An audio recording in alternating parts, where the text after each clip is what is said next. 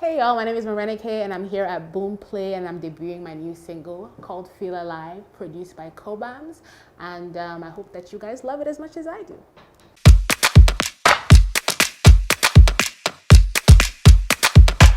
Alright, so Marenikae, when did you start making music? I started making music when I was about 14 years old.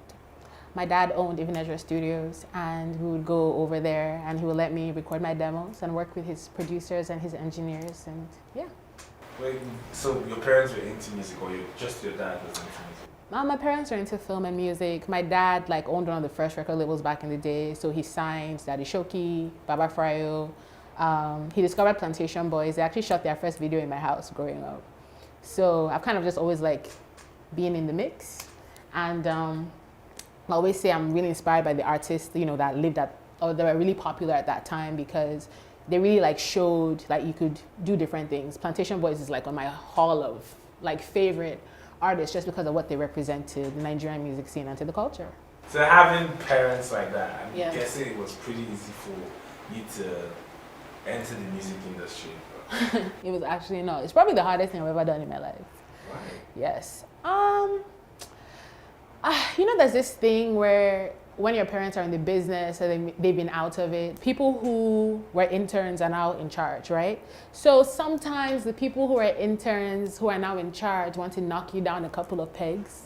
So because you used to be the Oga's daughter, but now they are the Oga, so now they can do that to you. So I've actually I've had a couple of those situations where people who intern under my parents would invite us, yeah, I want to listen to your demo, I want to listen to your work.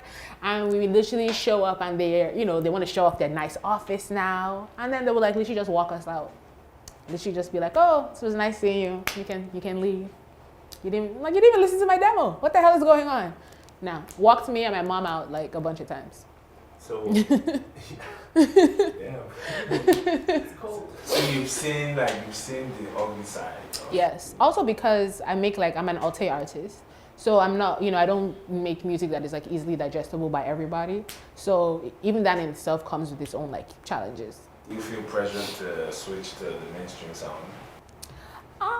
Pressured? No, but it's definitely a smart business move.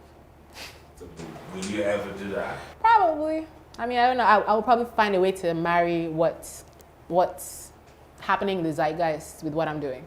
How would you describe your style of music, your sound? I call it Afro merge.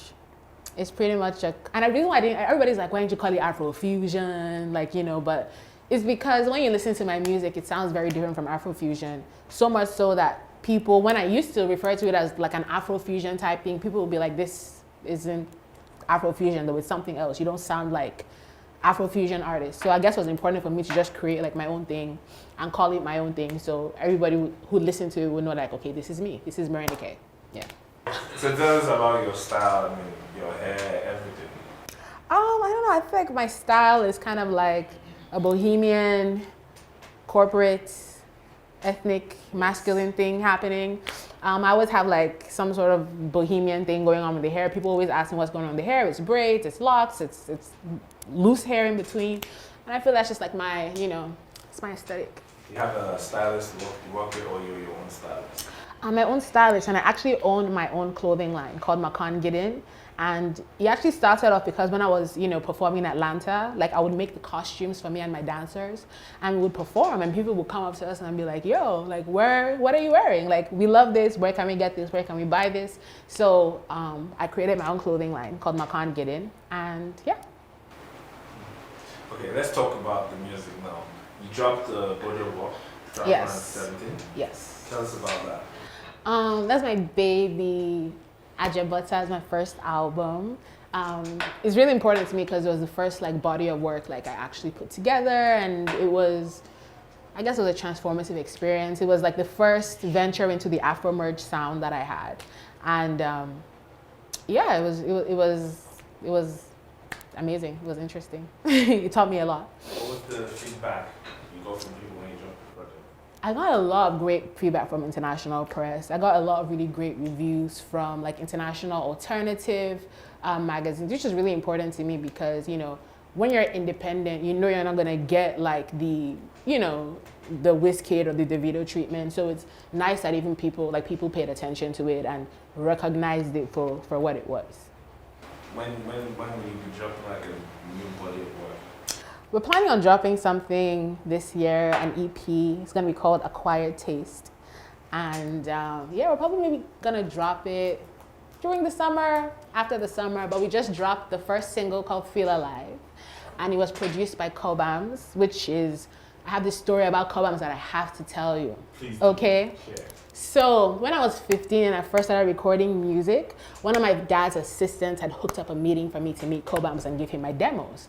The day after our meeting, we found out, or the day before our meeting, we found out that he had literally moved with his family, like the day before, to Houston. This was like 10 years ago.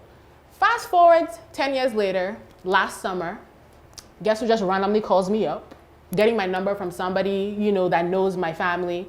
And somehow those demos I wanted to give him when I was 15, 10 years ago, ended up on his desk. And he called me and he's like, who are you? Come to Houston, we need to work. And I'm like, I've been trying to meet you for 10 years, bro. Literally a decade. And I literally flew to Houston and it was just so weird to like, I'm in Cobam's house right now. This is surreal. So yeah. This single has been 10 years in the making. Wow. Yes. So what was that like, being in the studio, working with him? What was that like? It was kind of mind-boggling. It was incredible in the sense that I've never been around like somebody who was visually impaired before. So there were just things that like would happen and like that would make him seem even more like a superhero, you know, because I remember walking into his studio and it has like a really great view, you know, the window is big and open and stuff. And I literally commented on his view and then, you know, he just laughed and he was like, thank you. You know, he was like, I can't see the view. And it was like, oh shit, like he can't see the view. I literally would leave like my sessions like in tears because like I was just so amazed, like he was so functional, like everything, literally everything he could get done.